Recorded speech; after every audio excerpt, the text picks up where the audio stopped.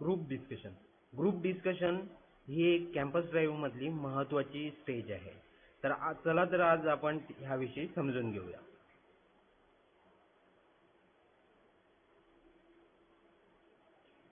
Group डिस्कशनला GD सुद्धा कधी short form मध्ये म्हणतात. GD is a methodology used by an organization to gauge whether the candidate has certain personality traits or skills that it desires in its members.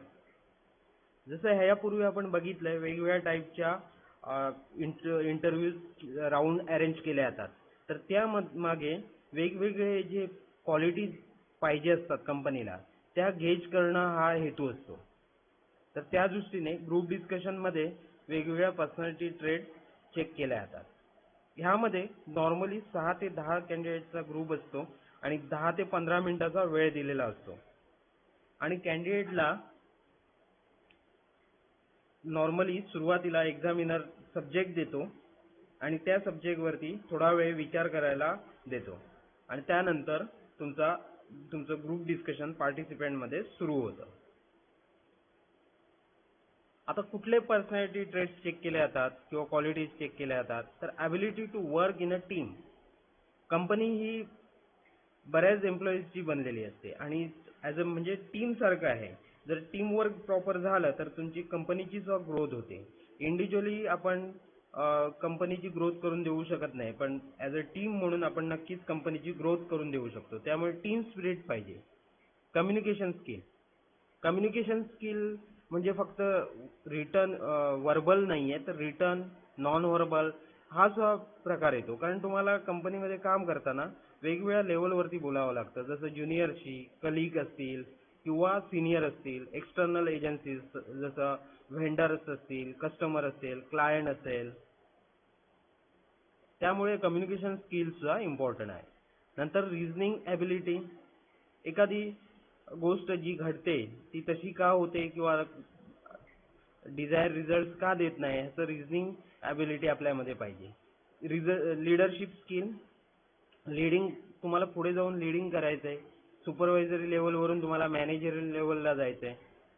Initiative, assertiveness म्हणजे स्वतःच्या जो बरोबर गोष्ट आहे त्याबरोबर ती ठाम राहणं किंवा दुसऱ्याचा जर बरोबर स्टान्स असेल तर तो सुद्धा डिफेंड करणं. फ्लेक्झिबिलिटी. तुमच्यामध्ये कामाची, लोकेशनची, वेळेची फ्लेक्झिबिलिटी पाहिजे. क्रिएटिव्हिटी. Listening skill. जसं कम्युनिकेशन इम्पॉर्टंट आहे तसं लिसनिंग स्किल सुद्धा खूप इम्पॉर्टंट आहे. ॲटिट्यूड, प्रॉब्लेम सॉल्विंग हे सगळे जे पर्सनॅलिटी ट्रेट्स आहेत ते तुमचे ग्रुप डिस्कशनमध्ये चेक केले जातात. टाईप्स ग्रुप डिस्कशनचे ज्या आहेत ते आता आपण बघू. फर्स्ट आहे फॅक्च्युअल टॉपिक, सेकंड आहे कॉन्ट्रोवर्शियल टॉपिक, थर्ड आहे ॲब्स्ट्रॅक्ट टॉपिक. हे आता वन बाय वन आपण बघूया. फॅक्च्युअल टॉपिक्समध्ये तुम्हाला प्रॅक्टिकल थिंग्स वरती विचारलं जातं किंवा सोशिओ इकॉनॉमिक टॉपिक्स असतील किंवा तुम्ही किती सेन्सिटिव्ह आहात एन्व्हायरमेंटला. सध्याचं जे सपोज आता जसं चायना इंडियाचं जे सीमेवरती जो प्रकार चालू आहे किंवा कोविड, हेल्थ केअर इंडस्ट्री किंवा ऑनलाईन एज्युकेशन म्हणजे जे ॲक्च्युअल आता सध्या चालू आहेत करंट अफेअर्स आहेत त्या रिलेटेड जास्त करून असतात. आणि यामध्ये तुम्हाला स्टॅटिस्टिक्स सांगण्याची संधी मिळते. जसं आता सपोज ऑनलाईन एज्युकेशन रिलेटेड असेल तर तुम्हाला सांगता आलं पाहिजे की सध्या ग्रॅज्युएट किती आहेत, अंडर म्हणजे स्कूल लेवलला किती असतात, प्रायमरी लेवलला किती आहेत, युनिव्हर्सिटीज किती आहेत, साधारण किती ग्रॅज्युएट दरवर्षी बाहेर पडतात, 10वी किती होतात. म्हणजे ह्या प्रकारे तुम्हाला काही स्टॅटिस्टिक्स सांगता आली पाहिजे. काही एक्झाम्पल आहेत. The education policy of India, tourism in India यासारखे बरेचसे टॉपिक्स असतात ज्याची तुम्ही तयारी केली पाहिजे. आणि फॅक्च्युअल टॉपिक्स वरती जास्त विचारलं जातं. नंतर येतो कॉन्ट्रोवर्शियल टॉपिक्स. कॉन्ट्रोवर्शियल टॉपिक्स हे बऱ्याच ठिकाणी म्हणजे रेअरली विचारले जातात कारण त्यामधनं कॉन्ट्रोवर्सी होऊ शकते. त्यामुळे आणि ह्याच्यात भांडण हा म्हणजे थोडंसं हाय पिच होतं. पण बऱ्याच वेळा काही कंपन्यांना बघायचं असतं की आर्ग्युमेंटिव्हच्या वेळी तुमची बॉडी लँग्वेज काय असते. हे सुद्धा चेक करण्यासाठी कधी कधी मुद्दाम कॉन्ट्रोवर्शियल टॉपिक ठेवले जातात. For example, reservation should be removed, women make better managers. म्हणजे जिथे सरळ दोन साईड पडतात, एक त्या सब्जेक्टच्या बाजूने आणि त्याला अपोज करणारे. नंतर असतो ऍबस्ट्रॅक्ट टॉपिक. ऍबस्ट्रॅक्ट टॉपिक्स हे जास्त करून क्रिएटिव्ह माइंड जिथे पाहिजे, ज्या जॉबमध्ये, जसं मीडिया आहे, ऍडव्हर्टायझिंग आहे किंवा डिझाईन फील्ड आहे, अशा ठिकाणी ऍबस्ट्रॅक्ट टॉपिक्स जनरली दिले जातात. इथे तुमची लॅटरल थिंकिंग किंवा क्रिएटिव्हिटी चेक केली जाते. For example, A is an alphabet, twinkle twinkle little star, the number 10. म्हणजे यासारखे ज्याचा म्हणजे ऍक्च्युअल टेक्निकलशी काही तसा संबंध नसलेले टॉपिक दिले जातात. त्यामुळे आपण सगळ्या टाईपच्या सब्जेक्ट टॉपिक साठी प्रिपेअर्ड पाहिजे. आता आपण बघूया जीडी फेस कशी करायची. First, listen to subject carefully, put down your thoughts on a paper. ह्यासाठी ज्यावेळी तुम्ही जीडीला जाणार आहात त्यावेळी तुमच्याकडे पेन आणि नोटबुक किंवा नोटपॅड हे असलं पाहिजे, जेणेकरून तुम्ही सब्जेक्ट नोट डाऊन करायचा आणि त्यांच्यावरचे तुमचे थॉट्स जे आहेत ते तुम्हाला नोट डाऊन करायचे. नंतर initiate the discussion if you know the subject well. जर तुम्हाला तो सब्जेक्ट माहिती असेल तरच स्टार्ट करा, अदरवाईज दुसऱ्यांचं ऐका आणि त्याच्यानंतर तुमची थॉट प्रोसेस नोट करा आणि त्यानंतर तुम्ही डिस्कशन मध्ये एंट्री करा. Support points with some facts and figures. Statistics जर तुम्ही सांगितली तर नक्कीच तुमचं इम्प्रेशन चांगलं पडतं. Make short contribution of 25 to 30 seconds 3 to 4 times. Actually 10 ते 15 मिनिटाचा वेळ असतो, त्यामध्ये 8 पार्टिसिपेंट आहेत, म्हणजे साधारण तुमच्याकडे 1.5 ते 2 मिनिटं येतात. मग अशा वेळी ती 2 मिनिटं तुम्ही कंटिन्युअस बोलू नका, तर त्याऐवजी 3 ते 4 स्लॉट मध्ये तुम्ही ते डिस्ट्रीब्यूट करा. सगळे पॉइंट्स एका वेळी बोलू नका. Give others a chance to speak. तुम्हाला सगळं येतंय पण त्याचा अर्थ असा नाही की सगळं 10 मिनिटं तुम्हीच बोलणार. Speak politely and pleasantly. Respect contribution from other members. Politeness पाहिजे तुमच्यात. Respect contribution from other members. दुसऱ्यांनी जर चांगला एखादा पॉइंट काढला असेल तर त्याचा उल्लेख करायचा. Disagree politely and agree with what is right. Disagree करताना सुद्धा पोलाइटनेस पाहिजे. इथे आपण भांडण्यासाठी आलेलो नाही आहोत, तर डिस्कशन करण्यासाठी आलो, त्यामुळे दुसऱ्याच्या मतांचा आदर हा केलाच पाहिजे. Summarise the discussion if the group has not reach a conclusion. Suppose group conclusion पर्यंत येत नसेल तर तुम्ही स्वतः पुढाकार घेऊन कन्क्लुजन केलं पाहिजे. नंतर कधीही एक आहे, जर तुम्हाला सब्जेक्ट विषयी माहिती असेल तर लीडिंग जर केलं, इनिशिएट जर तुम्ही डिस्कशन केलं तर नक्कीच त्याचा बेनिफिट होतो. जो इनिशिएट करतो आणि समराइज करतो तो नेहमी एक्झामिनरच्या लक्षात राहतो. आता आपण डूज बघूया, डोंट्स बघूया. Dos, appropriate to the issue. जो ऍक्च्युअल सब्जेक्ट आहे त्याच्याच रिलेटेड आपल्याला बोलायचं. Make original points and support them by substantial reasoning. तुमचे स्वतःचे ओरिजिनल पॉइंट्स पाहिजेत आणि त्याला प्रॉपरली सपोर्ट केलं पाहिजे. Listen to the other participant actively and carefully. दुसऱ्यांचं प्रॉपरली ऐकून घ्या. Whatever you say must be with a logical flow and validate it with an example as far as possible. तुम्हाला केस studies किंवा example देता आले पाहिजे. नुसतं बोलून सोडायचं नाही, तर रिलेटेड एखादी शॉर्ट केस स्टडी सांगितली पाहिजे. Make only accurate statement. मला वाटतं किंवा असं असणार अशी स्टेटमेंट करू नका. Modulate the volume, pitch and tone. Volume modulation खूप इम्पॉर्टंट आहे. Be considerate to the feelings of the other. दुसऱ्यांना काही वाईट वाटण्यासारखं बोलू नका. Try to get your turn. मध्येच म्हणजे दुसरा बोलत असताना आपला टर्न येईपर्यंत पेशंटली वेट करा.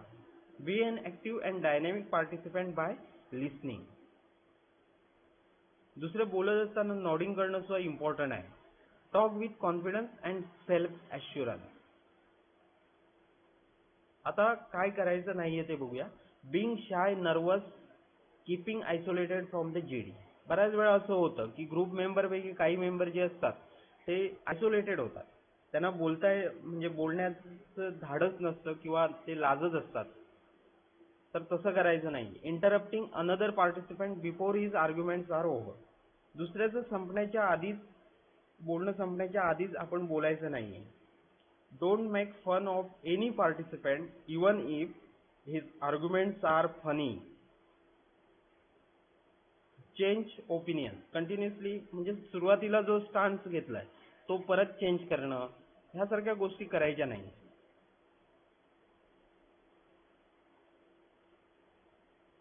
Don't engage your self in a sub group conversation. Sub group conversation म्हणजे काय, तर बऱ्याच वेळा त्या ग्रुपमध्ये 3 ते 4 लोक असे असतात की ज्यांना ह्या सगळ्या गोष्टींची अवेअरनेस असतो किंवा त्या सब्जेक्ट विषयी जास्त माहिती असते. मग ते 3 ते 4 लोक आपापसातच बोलत राहतात किंवा असे 1-2 मेंबर असतात की एकमेकांशी बोलत राहतात. तर तसं आपल्याला करायचं नाही. सगळ्यांना इन्व्हॉल्व करून घ्यायचंय आणि सगळ्यांकडे बघून बोलायचं. Don't repeat and use irrelevant material. Addressing yourself to the examiner. Examiner हा एक्झामिन किंवा ऑब्झर्वेशनसाठी आहे आणि तुम्हाला ग्रुप डिस्कशनमध्ये जे डिस्कशन करायचं हे पार्टिसिपेंट बरोबर आहे. त्यामुळे पार्टिसिपेंटना उद्देशून सगळ्या गोष्टी करायच्या. एक्झामिनरकडे आपल्याला बघायचं नाही. Worrying about making some grammatical mistakes for your interest, the matter you put across are important. Grammatical mistakes आपल्या होणार नाहीत का वगैरे ह्याची काळजी करत बसतात काही मेंबर्स पार्टिसिपेंट. तर तसं करायचं नाही. आपला जो त्या सब्जेक्ट विषयीचं नॉलेज प्रेझेंट करायचंय किंवा तुम्हाला जे आर्ग्युमेंट करायचंय किंवा जे काही विचार मांडायचे ते तुम्ही जर मांडले तर बाकीच्या गोष्टी तितक्याशा मॅटर करणार नाही. Look at the evaluators or a particular group member. एका पर्टिक्युलर ग्रुप मेंबरकडेच बघणं किंवा इव्हॅल्युएटर किंवा एक्झामिनरकडेच बघणं, ह्या गोष्टी अवॉइड केल्या पाहिजे.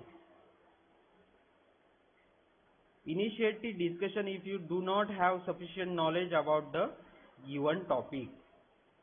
अर्धवट नॉलेज वरती इनिशिएट करणं कधी टाळायचं. सुरुवातीला बॅड इमेज पडलं तर नक्कीच तुम्ही म्हणजे त्याच्या बॅड बुक मध्ये राहणार. Over speak intervene and natural chart to speak. बाकी बोलायचं नाही. भले मला येत असेल तितकं बोलू नका. आर्ग्यू अँड शाउट बिंग जी mention erratic statistic talk irritating and distract discussion. विषय भटकायला द्यायचा नाहीये. तर बॉडी लँग्वेज हा एक खूप इम्पॉर्टंट आहे. निगेटिव्ह बॉडी लँग्वेज जी आहे ती टाळायची. ह्यापूर्वीच्या आपल्या बॉडी लँग्वेज सेक्शन मध्ये बघितलेलं आहे आपण. जसं touching the nose, leaning back on the chair, knocking the table with pen, ह्यासारख्या गोष्टी तुमचं निगेटिव्ह बॉडी लँग्वेज शो करत असतात. नंतर डिस्प्ले लो कॉन्फिडन्स विथ शेकी voice and trembling hands. Try to dominate the discussion. Put others in an embarrassing situation by asking them to speak if they don't want. काही वेळा मुद्दाम एखाद्याला परत परत सांगत राहणं, तू बोल किंवा ह्याच्यावरती तुझं ओपिनियन काय आहे, असं करू नका. थोडंसं जजमेंट घ्या आणि त्याच्यानंतर समोरच्याला जर ओपिनियन विचारायचं असेल तर त्या दृष्टीने बघा. त्याशिवाय एक महत्त्वाची गोष्ट, आपण जसं नोटपॅड आणि पेन आपल्या हातात असतं तर नेहमी नोटपॅड जर समोर टेबल असेल तर टेबलवरती ठेवायचं आणि पेन सुद्धा तिथेच ठेवायचं. ज्यावेळी तुमच्या हातात पेन येतं त्यावेळी तुम्ही प्रेशरमध्ये असल्यानंतर ते टेबलवरती ताल धरायला सुरुवात करता, ते वाजवता किंवा ते इकडे तिकडे हलवता. तर तसं करायचं नाहीये. त्याऐवजी ते पेन सरळ नोटबुक वरती ठेवून द्या किंवा नोटबुकला लावून ठेवा आणि ज्यावेळी वेळ असेल दुसरे बोलत असताना तुम्हाला जर काही पॉइंट लिहून घ्यायचे असतील त्याच वेळी ते पेन बाहेर काढा. नंतर समरायझिंगच्या टिप्स काही आहेत. जर if the examiner asks you to summarise a GD, it means the GD has come to an end. Avoid raising new points. एकदा सांगितल्यानंतर न्यू पॉइंट्स तुम्ही अवॉइड करायचे. Avoid stating only your view point. Summarise करताना सगळ्यांचेच सांगायचे point, दोन्ही बाजूचे point सांगायचे, फक्त स्वतःचेच पॉइंट सांगायचे नाही. प्लस मायनस दोन्ही साइड, ऍडव्हान्टेज डिसएडव्हान्टेज दोन्ही साइड सांगायचे. Keep it brief and concise. Short मध्ये सांगायचे. It must incorporate all the important points that came out during the GD. ह्यासाठी दुसरे सुद्धा काय बोलत आहेत त्याच्यातले important point note करत जावा. Do not add anything once the GD has been summarized. नंतर तुम्ही summarize झाल्यानंतर पुन्हा तुम्ही बोलू शकत नाही. काही इम्पॉर्टंट टॉपिक आहेत, ह्याशिवाय सुद्धा बरेचसे टॉपिक आहेत, जसं डिमॉनिटायझेशन आहे, GST इम्प्लिमेंटेशन आहे, इंडियन एज्युकेशन सिस्टीम आहे, is India shining, Chinese product should be ban in India, India 2020, mobile phones, internet, a boon or nuisance, students focusing on software industry, good or bad, child marriage, influence of western culture, women empowerment आहे, किंवा healthcare industry आहे, online education आहे, brain drain आहे, automation related असू शकतं. म्हणजे बऱ्याच गोष्टी आहेत, बरेच सब्जेक्ट आहेत. ह्यासाठी तुम्हाला रेग्युलरली पेपर वाचले पाहिजेत, थोडंसं इंटरनेटचा वापर केला पाहिजे. नेहमी ज्यावेळी एखाद्या टॉपिकची तयारी करता त्याची प्लस मायनस दोन्ही साईड बघितल्या पाहिजे आणि त्या रिलेटेड स्टॅटिस्टिक जी आहे ती साधारण तुम्ही एका ठिकाणी नोट करून ठेवली पाहिजे. जसं इंडिया रिलेटेड जी इन्फॉर्मेशन